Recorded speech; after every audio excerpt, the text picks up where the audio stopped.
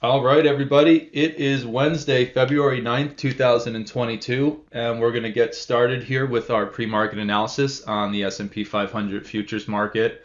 Yesterday was, again, a pretty lackluster market, at least for the morning. So if we look back here, just look at the 10-minute and look, where were we here? Basically, base, our entire trading morning here. So the market opened where? Just about where you see my cursor here, and basically just kind of came up, came down. It looked like we were going to sell off, came back up, and actually when we came down here, I told you guys in the trade room that don't get too married to the short position. Even though we did break the lows of the morning and we were heading lower, we've seen this market basically, fake people out to the downside to whip it all the way back to the top end to then fake out the bulls and pull it right back because that's what they've been doing. If you look back to the day before, it's just up and down, up and down, up and down. And for the most part, back the day before that as well, just kind of up and down, up and down. And then finally, towards going into the lunch hour, it got its trend back to the top end of the range and then broke out there for the end of the day.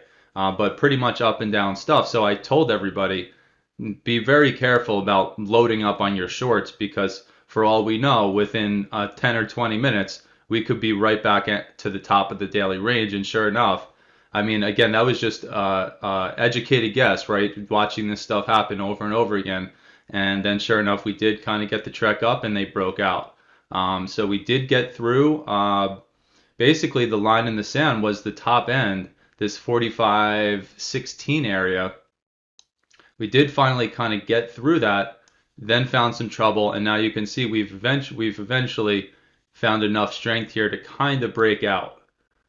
So that kind of brings us here to this morning. We're slowly getting somewhat of a trend here with the bulls, and now you can see really nice breakout there. So let's go ahead. We'll jump up to our ultra high time frames, dial down, and then we'll start looking at levels and get ready for the open here. So again, 3-month, monthly, weekly, really nothing new going on there. Remember the previous weekly bar had a huge wick to the upside. So we said if the bullish clue here with that potential reversal doji there, pushing up through that high at 45.86 was going to be important.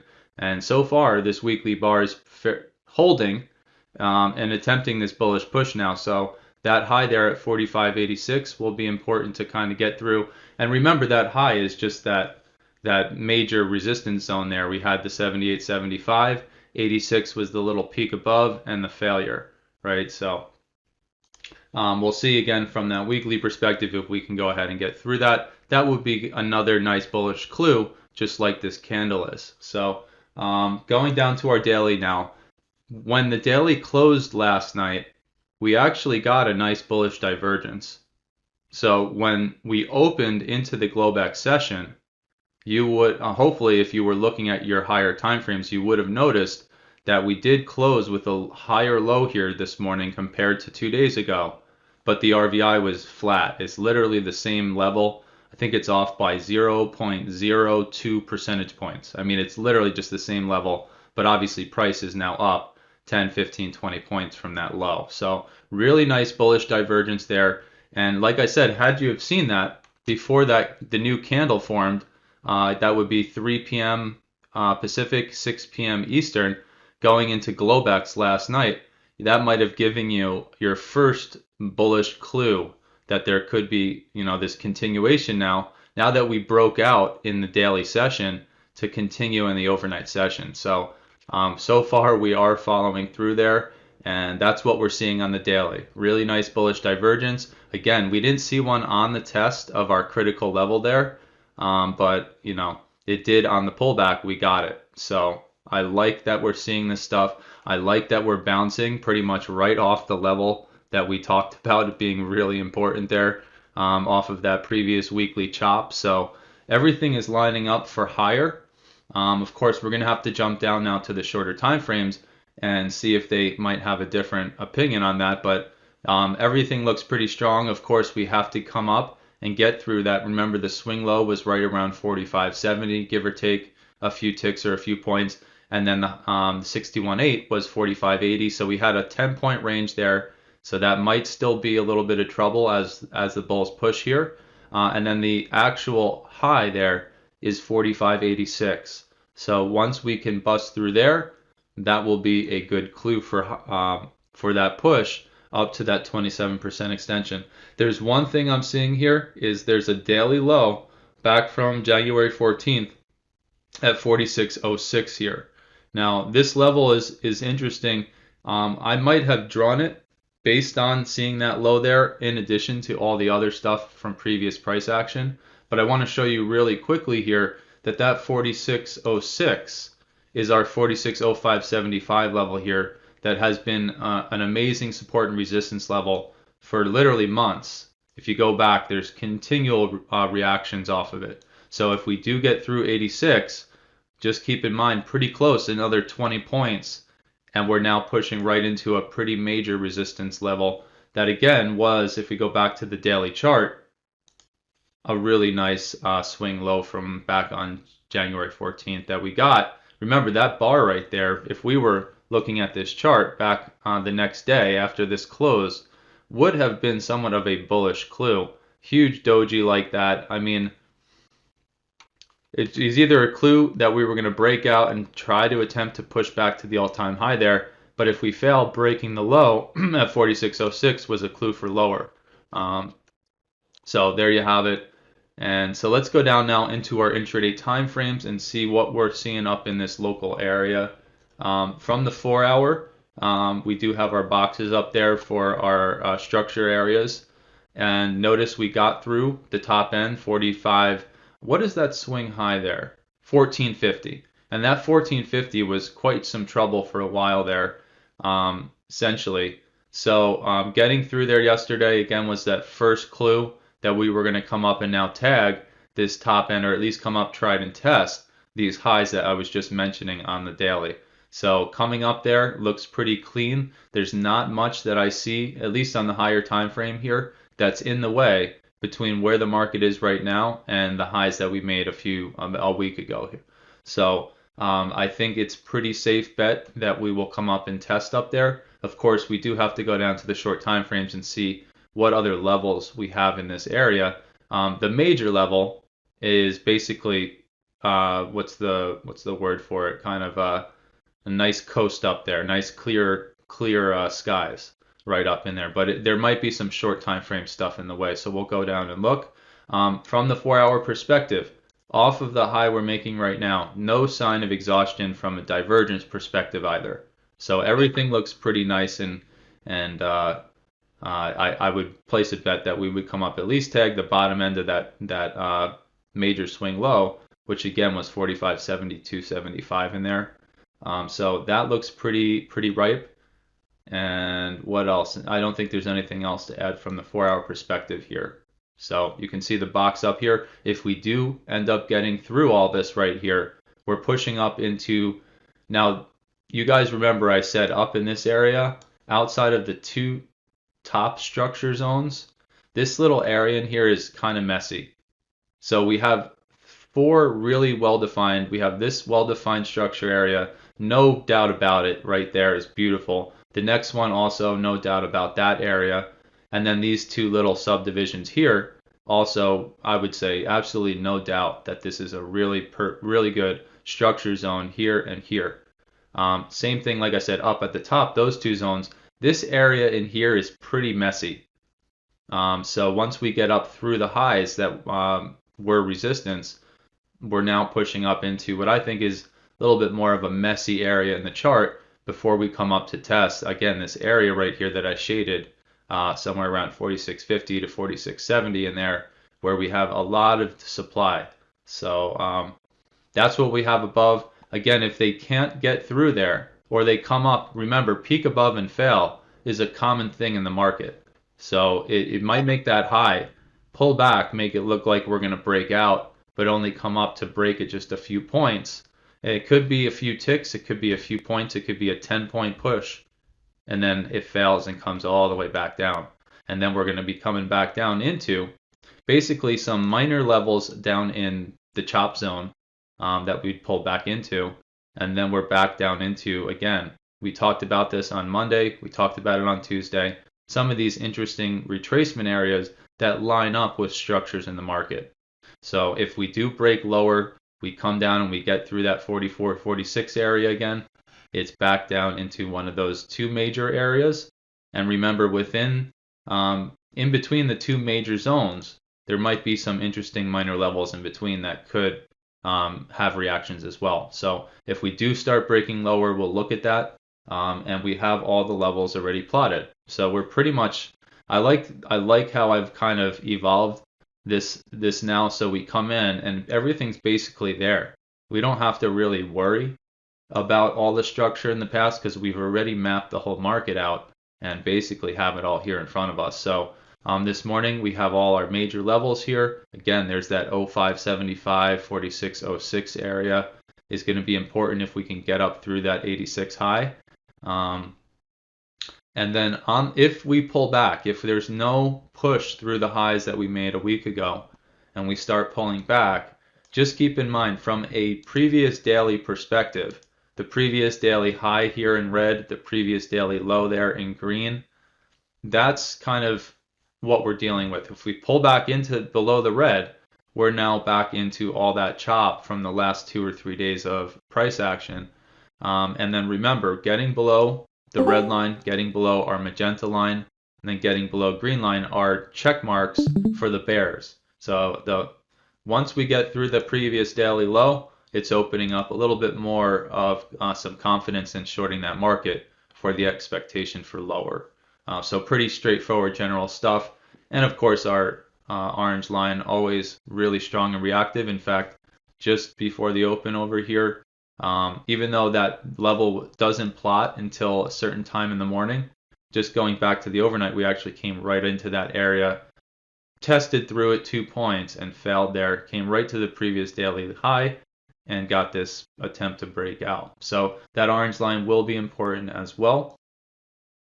And then again, looking at the levels that we have here, we could get really complex, but just the general idea is, again, getting through the lows we made just a few days ago here, getting below that green line opens us up for the pullback. And we talked about the two major zones. So we have the 50% retrace around here, 43.98. And then we had that 61.8 retrace down here, which if you remember a few days ago, I said if we start pulling back, we could come right into that zone, and it ends up lining up with this trend line I ended up drawing off of the lows. And that would have been a really sexy trade setup if they pulled back right into there. But they didn't, right? So they kept going sideways. It's not there. But what I'm noticing is now the 50% retrace and the trend line from the lows is basically lining up perfectly right here around 43.98, 4,400. And there's plenty of room here. So if the market does start to kind of, let's see if I can get this on, start kind of trending, coming down, staying below some of these key levels and coming into here, we could see some type of reaction out of there. Again, this is just one possibility, coming into here and bouncing out. But that would be pretty sexy because we have a huge alignment of retracements, price structures, demand zones, our eye level itself, and the trend line. So really cool if that was to happen. But again, this is just one possibility out of probably 10 million possibilities here in the next few hours. So that's what we got. And again, be aware of the major eye levels.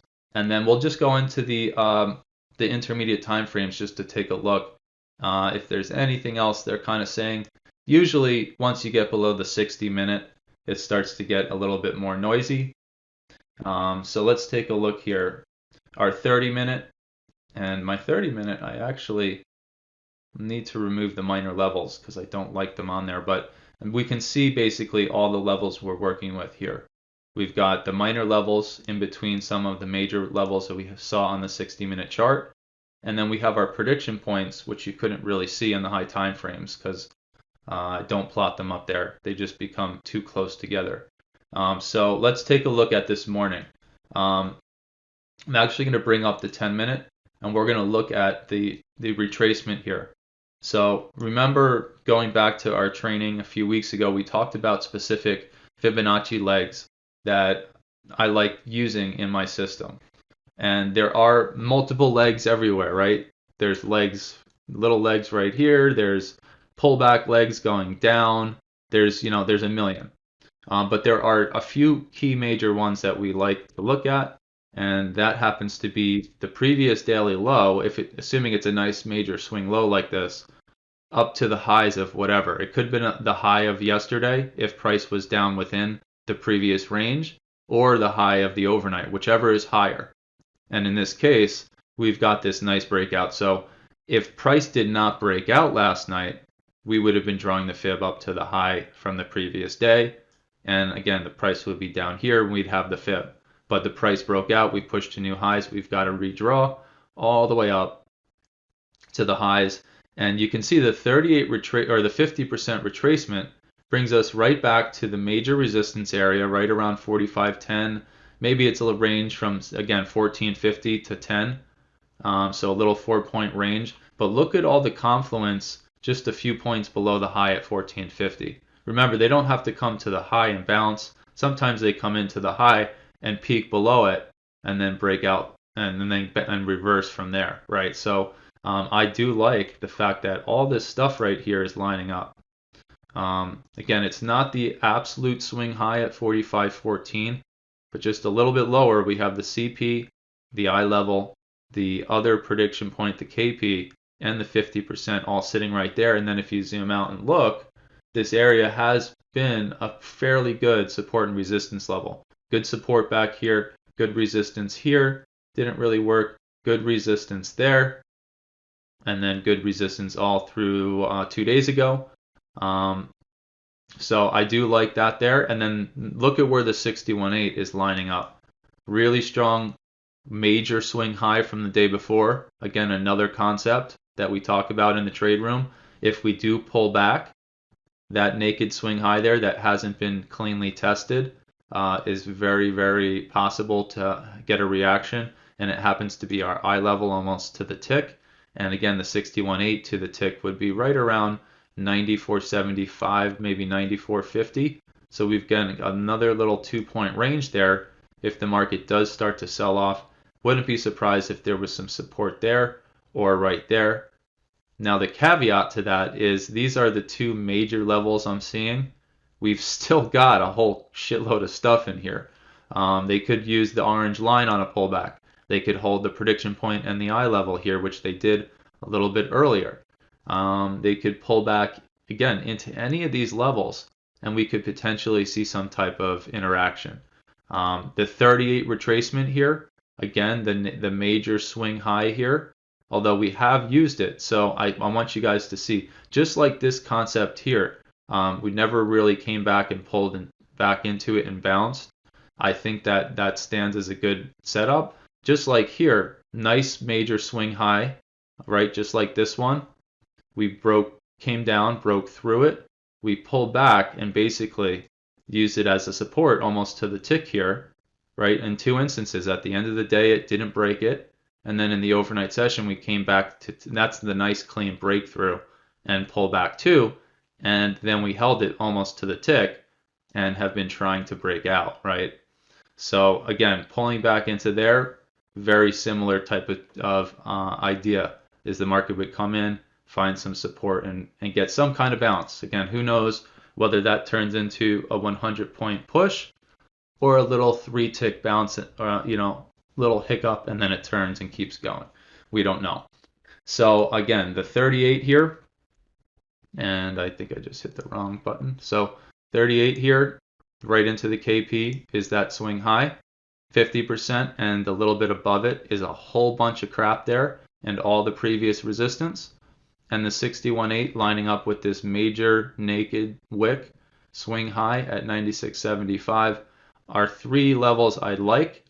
But like I said, we've got so much in here because it's been a 3-day chop fest and there's a lot of relevant stuff. So if we do break lower, the idea here, in my opinion, is not to try and buy every single level. I actually, if we start to get some type of selling going on, I'd rather be short with a bunch of contracts and just start taking part of my position off at each level rather than trying to buy all these levels, because you might end up getting 3, 4, 5, 6 stop outs, and then one of the random levels in here holds and goes for a major turn. So I'd rather wait to find that nice support and then jump in on a setup to jump in the direction that it's moving. So that's where we are this morning. Again, anything's possible. They could just bust through everything we just talked about on the shorter time frame here and go ahead and break the lows of last week and go ahead and chug lower, or they could just start ripping higher, or they could play around in here. There's so many different scenarios, but the key thing that we do in our room here is we have our levels. Sometimes it gets a little messy, but we have our levels, we have great signals, and we'll use those to orient ourselves and just follow what the market's doing. Again, if they do start to get some type of bearish pattern up here and we get some bearish momentum, I would like to find a short just to see if we can push into one of these deeper levels. That's not telling you that I'm bear biased this morning. I do think we have a pretty nice clue here for the breakout, and as we push here, remember our target is the highs from last week up at that peak around 45.86. So this morning we are literally 30 points away. So if the market continues pushing and they can get through some of these minor levels in between 86 and where we are right now, that's that nice 30-point push. So again, if they do pull back here and there is a good support, or they pull back and we get a really nice bullish divergence, really nice setup, and you want to get in with low risk, again, these levels should hold within 2 points. Even with the increased volatility, many times they're going to hold within 2 points. So you can get in on low risk, and then you know you have more than 30 points to the upside as your expected larger target. And then obviously if it goes even deeper, that makes that even larger, right? So that's where we're at. I don't think there's really much else to add here. Obviously, the most aggressive thing that would happen here this morning is they hold right here. And notice they came right to the KP and right around the eye level here and right off that swing high right there. And they're holding. The most aggressive thing that would happen here this morning is they just continue to slowly kind of inch higher and higher, or get some really strong follow through here to the upside. So that would be the most aggressive thing here, is just being long from the KP or the eye level for that push higher. It also would be the most risky thing you could do because it's, again, the most aggressive level. But that's where we're at. We're going to jump down to the member section into our short time frames here and see if we can't find some trade setups. So have a great rest of your day.